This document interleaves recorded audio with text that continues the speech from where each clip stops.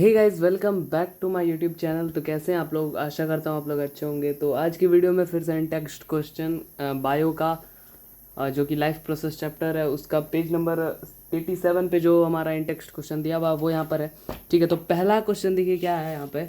What are the differences between autotropic nutrition and heterotropic nutrition?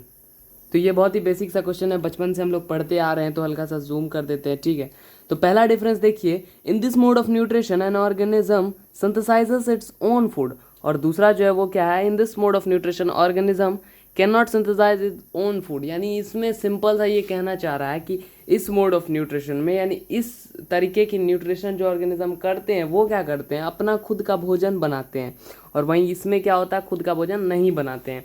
दूसरा देखिए क्या है, in this mode of nutrition, organism require simple inorganic raw materials like CO2, H2O in the presence of sunlight and chlorophyll to prepare their food। यानी इस mode of nutrition में क्या होता है, ऑटोट्रोपिक मोड ऑफ न्यूट्रिशन में क्या होता है कि प्लांट्स जो है वो सिंपल रॉ मटेरियल जो कि हमारे नेचर में अवेलेबल है वो यूज़ करते हैं क्या करने के लिए, फूड बनाने के लिए, और जो कि क्या होता है, सनलाइट और क्लोरोफिल दोनों के प्रेजेंस में होता है। ठीक है, और वहीं यहाँ पर हेटरोट्रोपिक में देख लीजिए क्या होता है, in this mode of nutrition organism can not prepare their own food. ठीक है, in this mode of nutrition organism can not prepare their own food from simple organic matter. ठीक है, but they depend on other plants and animals. लेकिन वो दूसरे plants और animals पर depend रहते हैं। ठीक है, ये बहुत ही सिंपल है, बचपन से हम यही पढ़ते आ रहे हैं। ठीक है, तो ये काफ़ी आसान क्वेश्चन था। उसके बाद तीसरा देख लीजिए डिफरेंस क्या है, in this mode of nutrition organism work as producer in the food chain.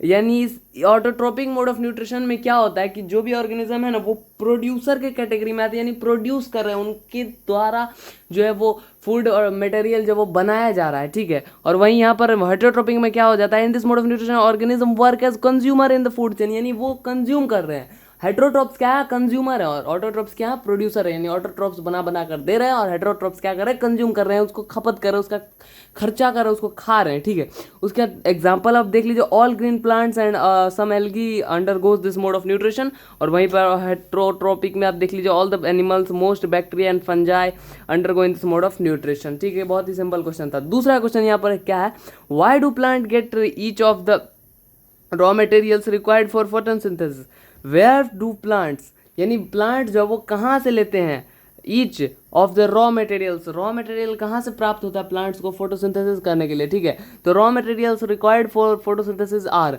पहला है कार्बन डाइऑक्साइड जो कि क्या होता है, plants get CO2 from the environment. ठीक है, एटमॉस्फेयर थ्रू स्टोमाटा। यानी CO2 जो हमारा मेन गैस जो है, CO2 जो कि प्लांट्स के लिए फोटोसिंथेसिस में मदद करता है, वो ये कहाँ से ले लेते हैं, एटमॉस्फेयर से, एनवायरनमेंट से। किसके जरिए लेते हैं, स्टोमाटा के जरिए लेते हैं। लेकिन एक्वाटिक प्लांट्स जो होते हैं, जो पानी में रहते हैं, वो क्या करते हैं, CO2 present in dissolve form of water. यानी वो क्या करते हैं, पानी में जो CO2 घुला हुआ है ना वो ले लेते हैं। ठीक है, ये बहुत ही मतलब क्या बोलते हैं, आसानी क्वेश्चन था, मैं ऐसा कह सकता हूँ। ठीक है, उसके बाद दूसरा देखिए, वाटर वो कहाँ से लेते हैं, plants absorb water from the soil.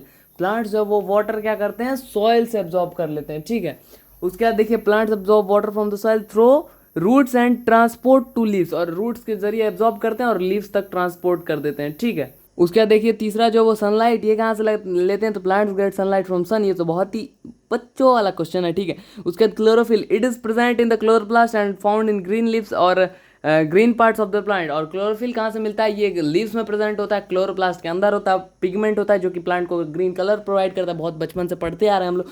ठीक है, उसके बाद तीसरा क्वेश्चन क्या है, what is role of acid in our stomach.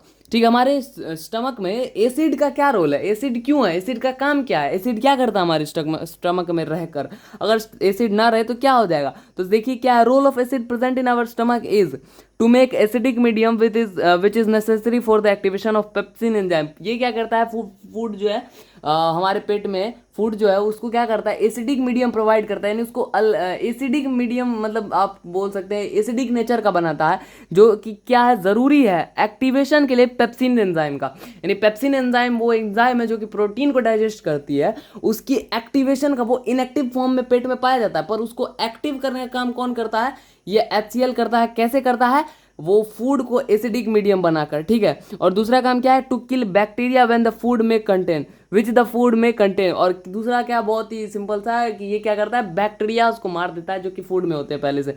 हमने कुछ कचरा भी खाया होता है, गंदगी बैक्टीरियाज भी होते हैं, तो वो भी ये क्या करता है, किल कर देता है। HCl प्रेजेंट रहता है, आपको सबको पता है, ठीक है।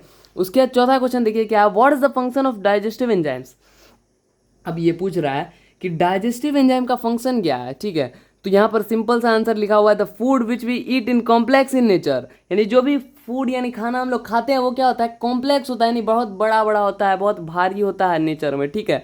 उसके बाद क्या हो, it that means it contains complex food molecule, उसी बात को घुमा कर लिखा हुआ है, ठीक है। वो क्या करता है, कॉम्प्लेक्स फूड मॉलिक्यूल होता है, ठीक है। वो उसके अंदर कॉम्प्लेक्स फूड मॉलिक्यूल्स होता है, तो क्या करते हैं, digestive enzymes break down this food molecules into simpler molecules so that they can be absorbed by the walls of intestine. तो ये क्या करते हैं, इन कॉम्प्लेक्स फूड मॉलिक्यूल्स को स्मॉलर मॉलिक्यूल्स में तोड़ते हैं ताकि वो जो है स्मॉल इंटेस्टाइन के द्वारा आसानी से एब्जॉर्ब किया जा सके, ठीक है। बहुत ही सिंपल था, ठीक है। उसके बाद देखिए क्या है, how small intestine design to absorb digested food, यानी स्मॉल इंटेस्टाइन जो हमारा वो किस तरीके से डिजाइन किया गया है डाइजेस्टेड फूड को एब्जॉर्ब करने के लिए, ठीक है। तो यहाँ पर देखिए परफेक्ट सा डेफिनेशन मैंने लिख कर रखा है, बहुत ही सिंपल और परफेक्ट डेफिनेशन में लिखता हूँ, ठीक है। पहला देखिए क्या है, डेफिनेशन क्या है, small intestine is design to produce maximum area for absorption, ठीक है, to provide, sorry, small intestine जो वो इस तरीके से डिजाइन किया गया है ताकि वो मैक्सिमम ज़्यादा से ज़्यादा एरिया दे सके एब्जॉर्प्शन के लिए डाइजेस्टेड फूड का, ठीक है। And its transfer into blood, ठीक है, और वो आसानी से ब्लड में जो है वो ट्रांसफर हो सके for its circulation into the body, और ताकि उसका जो है बॉडी में, होल बॉडी में सर्कुलेशन हो सके। फिर से आप समझिए, शायद नहीं समझ में आया होगा। क्या है, small intestine is design to provide maximum area for absorption of digested food and its transfer into the blood for its circulation in the body, यानी ये इस तरह से डिज़ाइन किया गया है ताकि आसानी से जो है वो ब्लड एब्जॉर्ब हो जाए और उसका डाइजेशन हो जाए, डाइजेस्टेड फूड का एब्जॉर्प्शन हो जाए और वो बॉडी में सर्कुलेट कर जाए, ठीक है।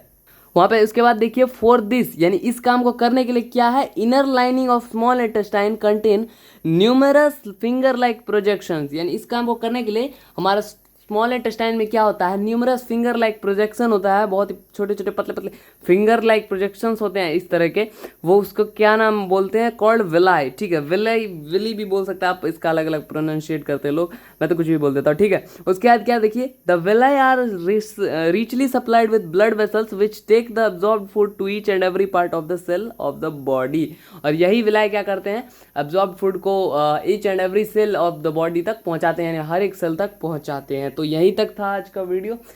ये दूसरा इन टेक्स्ट क्वेश्चन काफ़ी आसानी से कंप्लीट हो गया था, आप भी कर लीजिए।